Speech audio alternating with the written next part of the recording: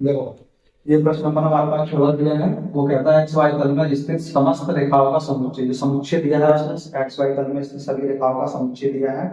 और संबंध आर कहता है L1 L2, यह कहता है L1 रेखा समांतर है L2 की।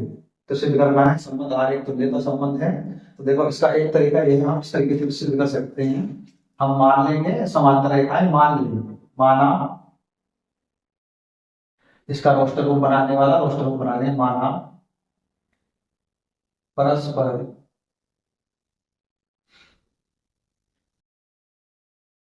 माना परस्पर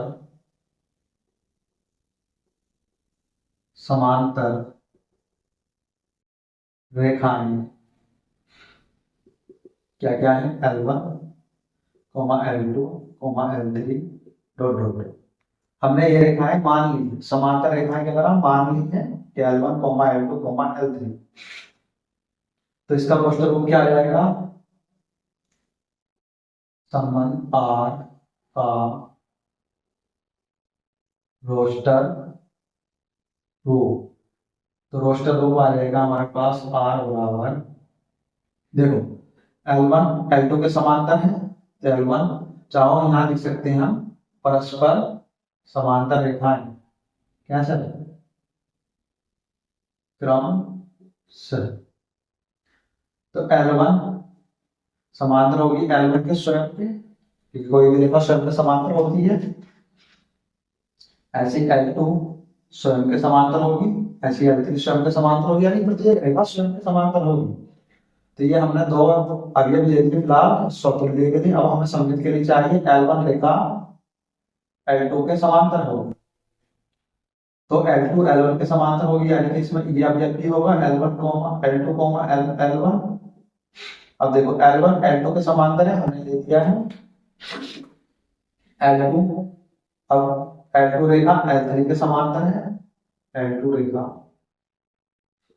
L3 के समांतर है, यानी कि L1 L2 से संबंध रखती है, L2 L3 से संबंध रखती है। तो L1 L3 के भी समांतर होगी, यानी कि रेखा L1 L3 के समांतर होगी। तो हम क्या लिखेंगे, L1 L3 के समांतर है, यानी कि L1 L3 और 1। बाकी सारे अवयवों को हमने क्या करा, डॉट डॉट कर दिया। देखो, हमने स्वतंत्र के लिए दो अवयव ले लिए और सममित के लिए एक अवयव ले लिया। L1 संबंध रखता है L2 से, यानी कि L1 रेखा L2 के समांतर है, तो L2 L1 के समांतर होगी। एक हमारे पास दो अवयव ये आ गए सममित के लिए।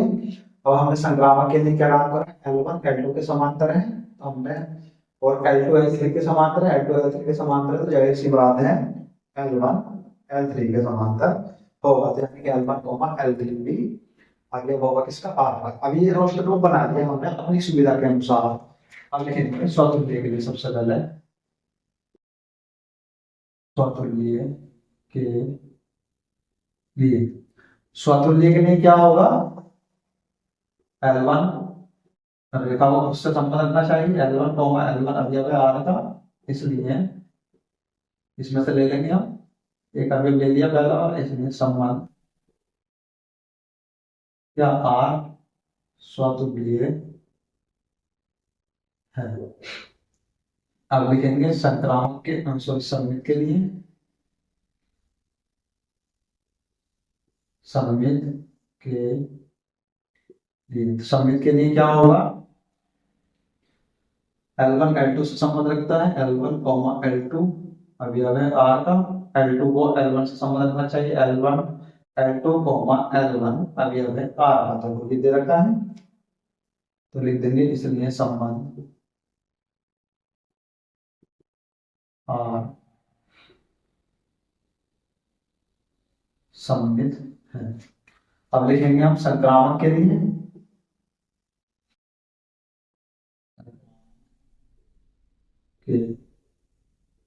ये संक्रामक के लिए क्या होगा, L1 L2 से संबंध रखती है, L1 L2 अवयव है R का, और L2 L3 से संबंध रखती है, L2 L3 अवयव है किसका, R का, और L1 L3 से संबंध रखता है। तो क्या आ जाएगा, L1 को L3 संबंध रखना चाहिए, यानी कि L1 कोमा L3 अवयव होना चाहिए इसका R का, R के अंदर है ये, इसलिए सम R संक्रामक है। अब देखो, तो संक्रामक है, तीनों संबंध आ गए, इसलिए क्या हो गया, संबंध आ एक शून्य का संबंध है। देखो इस लाइन से पहले एक चीज लिख देते हैं, क्या लिखेंगे, चूंकि एक्स वाई तल में स्थित प्रत्येक रेखा स्वयं के